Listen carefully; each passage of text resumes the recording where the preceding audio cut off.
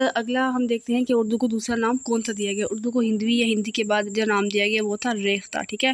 اب ہندوی کے بعد اردو کا دوسرا مقبول نام ریختہ ہے، یعنی کہ لغت میں اس کے معنی ہے مثلاً ایجاد کرنا، ایجاد و اختراع کرنا، یعنی نئے سانچے میں ڈھالنا یا موزوں کرنا، ٹھیک ہے۔ اس طرح آب حیات جب لکھی مولانا محمد حسین آزاد نے تو یہ تذکرہ نگاری کی کتاب ہے۔ یہ تذکرہ نگاری جو ہے اردو میں آئی ہے فارسی سے، ٹھیک ہے۔ فارسی سے تذکروں کا انہوں نے اردو ترجمہ کیا، تو اس وقت انہوں نے کہا کہ مختلف زبانوں نے اسے ریختہ کہا، مطلب زبان دانوں نے، یہاں زبانوں نے آپ نے لکھنا زبان دان لکھنا، ٹھیک ہے۔ جیسے دیوار کو اینٹ، مٹی، چونا، سفیدی وغیرہ پختہ کرتے ہیں، یا اسی طرح جو ہے ریختہ کے معنی ہے گری پڑی پریشان چیز، ٹھیک ہے۔ لیکن شروعات میں ریختہ کا استعمال بالکل الگ معنی میں ہوا، اب مقامی لوگوں نے اس کو ایک الگ معنی جو ہے وہ دیا، ٹھیک ہے۔ ہندوستانی موسیقی میں بھی اس کو ریختہ کہا گیا، جب موسیقی کی لب و لہن لہجہ جو استعمال کیا اس میں بھی اس کو ریختہ ہی کہا گیا کہ یہ ریختی زبان ہی ہے، ٹھیک ہے۔ تو اسی طرح اس نے مختلف زبانوں کے امتزاج کے ساتھ استعارہ بھی بدلا، استعارتاً جو ہے اسے اردو بھی ریختہ ہی کہلائی ہے ہمارے لیے، ٹھیک ہے۔ زبان کے لیے ریختہ کے بعد شہنشاہ اکبر میں آپ کو بتا چکی پہلی بار استعمال ہوا، مگر استعمال شاعری تک محدود تھا، ٹھیک ہے۔ اس کے بعد ہمیں نثر میں نہیں آیا تھا، نثری کاوشوں کے لیے ہندی کا استعمال ہوتا رہا، اس کی وجہ سے موسیقی، اس میں بھی موسیقی کی لہر تھی، کیونکہ آپ کو پتہ ہے پچھلے دور میں غزل جو تھی وہ گائی جاتی تھی، ٹھیک ہے۔ اسی وجہ سے یہاں شاعری کا لفظ جو ہے یا موسیقی کا لفظ استعمال ہوا ہے۔ سن کے پریشان مت ہو جائیے گا، کیونکہ اردو سے پہلے غزل جو ہے وہ گائی جاتی تھی، ٹھیک ہے۔ ہم غزل کو ایسے نہیں پڑھتے تھے نصابوں میں، غزل یا تو شعراء میں شعراء کرام اس کو لکھتے تھے، تخلیق کرتے تھے، اس کے بعد اسے مطلب ایک ہی اس میں مصرے میں جو اس کا وزن کیا جاتا تھا وہ ایسے کیا ہوتا تھا کہ آپ اسے گا کر دکھائیں کہ اگر آپ ایک ہی لے میں گا سکتے ہیں تو یہ غزل آپ کی صحیح ہوگی، ٹھیک ہے۔ اس کے بعد حافظ محمود شیرازی لکھتے ہیں کہ جو ریختہ ہے سے مراد اگرچہ ولی اور سراج کی یہاں اردو نظم ہے، ٹھیک ہے، لیکن دہلویوں نے بالآخر اس کو زبان اردو کے معنی دیے، معنی قدتاً پیدا ہوئے، ٹھیک ہے۔ ان کے ایام جو تھے ان میں اردو کا تمام تر سرمایہ موجود ہے، جیسے غالب، میر، مصفی، مومن، یہ سب اردو کے شعراء تھے۔ 1794 کے بعد جب ولی کا دکنی کا دیوان 1720 میں آیا، دہلی آیا دکن سے، ٹھیک ہے، تو وہاں سے یہ زبان ہجرت کر کے آئی۔ دہلوی میں اس ٹائم تک فارسی میں شاعری ہو رہی تھی، تو جب دہلویوں نے ایک نئی زبان دیکھی، اس کو بہت مقبول ہوئی، تو انہوں نے نئی زبان میں شاعری کا آغاز کیا، تو وہاں سے جو ہے اردو زبان کو بہت فروغ ملا، اور ماشاءاللہ سے جب میر اور غالب کا دور آیا تو اس وقت تک بہت خوبصورت جو ہے وہ اردو کلیئر ہو چکی تھی، یعنی کہ صاف ستھری زبان بن چکی تھی، ٹھیک ہے۔ اس کے بعد اگر دیکھا جائے شاعری کے لیے جو تھا وہ مطلب ریختہ کی اصطلاح مستعمل سمجھی جاتی رہی۔ ریختہ کے بعد اگر ہم دیکھیں تو قدیم شعراء نے بھی جتنا بھی استعمال کیا وہ ریختہ کیا۔ اب غالب کے وقت ہمیں جو ہے میر تقی، میر سودا، مصفی، جرات اور حاکم، ان کے دور میں بھی ہمیں کہ یہ غالب کا ہی جو شعر میں آپ کے سامنے رکھ رہی ہوں یہ بھی انہی کا شعر ہے، اور انہوں نے بھی اس کو ریختہ ہی زبان کہا۔ بظاہر تو یہ اردو کا شعر ہے، ٹھیک ہے، لیکن اس وقت تک یہ ریختہ زبان تھی تو ریختہ کہا۔ اس کے بعد داغ کا ایک شعر پہ میں آپ کو بات کروں گی کہ اردو کا نام کیسے پڑا، جیسے ریختہ کہ تم ہی استاد نہیں ہو غالب، کہتے ہیں اگلے زمانے میں کوئی میر بھی تھا، ٹھیک ہے۔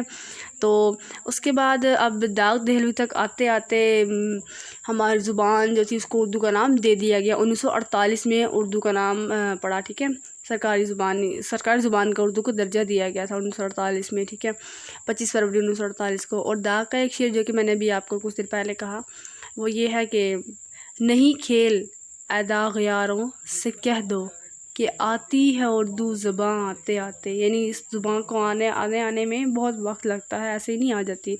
اچھا چلتے ہیں ہم اپنے تیسرے نام کی طرف کہ ریختہ ہندوی کے بعد ریختہ، اور ریختہ کے بعد دکنی کیسے کہا گیا۔ دکن کا اگر ہم ادب کا مطالعہ کریں تو وہ انتہائی اہم ہے، اس کا ہم زیادہ مطالعہ تب کریں گے جب ہم پڑھیں گے دکنی ادب، ٹھیک ہے، اردو ادب کی تاریخ جب ہم پڑھیں گے خاص طور پہ، تو اردو کو دکنی بھی کہا جاتا تھا۔ دکن کی زبان ظاہر سی بات دکنی تھی، اور وہاں پر جتنے بھی رسالہ جو ایک نکلتا تھا، جو مشہور رسالہ ہے وہاں کا شاہ ملک بیجا پوری کا جو رسالہ ہے وہ ایک کام صلات۔ اس کے بعد اگر ہم دیکھیں تو نصیر الدین ہاشمی جو ہیں وہ لکھتے ہیں کہ شمال میں اب تک اس جدید زبان کا کوئی نام رائج نہیں تھا، مگر دکن میں وہ دکنی کے نام سے موسوم ہوئی، لیکن رفتہ رفتہ شمالی ہند میں بھی ریختہ اور اردو مولا کے نام سے موسوم ہونے لگی۔ اب ملا وجیح جو کہ سبرس کی مصنف ہیں وہ کہتے ہیں دکنی میں جوں دکنی میں جو دکھنی مٹھی بات کا، ادا نہیں کیا کوئی اس بات کا، ٹھیک ہے۔ اب رستمی جو ہیں وہ اس بارے میں کیا کہتے ہیں، ان کی رائے بھی جان لیتے ہیں۔ اس کے بعد اگر ہم دیکھیں گوجری تو وہ کیا کہتے ہیں، وہ کہتے ہیں حافظ محمود شیرانی ان کا تب تخلص کے طور پر بھی استعمال ہوتا ہے۔ وہ کہتے ہیں کہ ایک دلچسپ عمل ہے کہ ابالی دکن نے اردو کا نام دکنی رکھا، ٹھیک ہے۔ گجرات میں گجراتی، ہند گوجری رکھا یا گجراتی ہوا۔ شیخ محمد نے خوب ترنگ جب لکھی تو انہوں نے کہا اس مثنوی کی زبان زیادہ تر اردو کے ذیل میں داخل ہے، لیکن وہ اسے گجراتی بولی ہی کہتے ہیں، ٹھیک ہے۔ جیسے جیوں دل عرب عجم کی بات، سن بولی بولی گجرات، یعنی کہ جو شاید جس علاقے سے تعلق رکھتے تھے انہوں نے زبان کو وہی نام دیا۔ اس کے بعد آ جاتے ہیں جی ہم اپنے ایک مکمل نام کی طرف، جو ہے اردو نام کا جو ہے وہ کب آغاز ہوا، ٹھیک ہے۔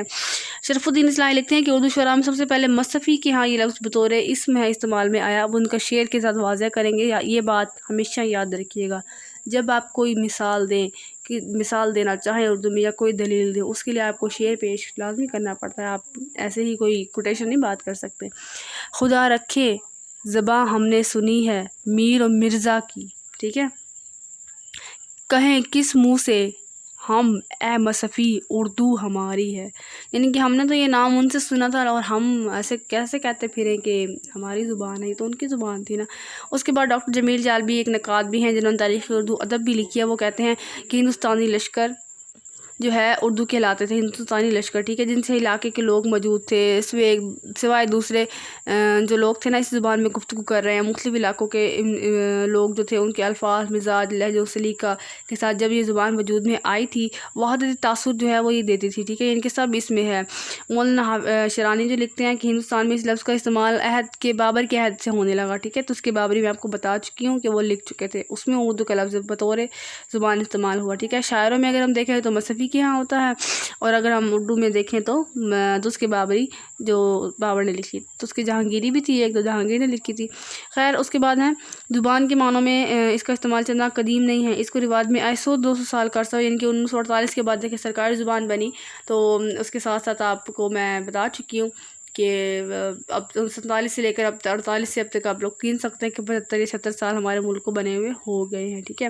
اس سے پہلے اگر ہم صدی لگائیں 1800 کی صدی، 1900 کی صدی ہم لگائیں تو اسی دور میں مصفی بھی ہیں، تو وہ 250 سال ہمارے بن جاتے ہیں۔ ادبیات میں سب سے بیشتر جو تھے میر محمد عطا حسین تحسین نے جب نوطرز موسیٰ لکھی تو انہوں نے نام اختیار کیا، ٹھیک ہے۔ اس کے بعد یہ لفظ عام ہو گیا۔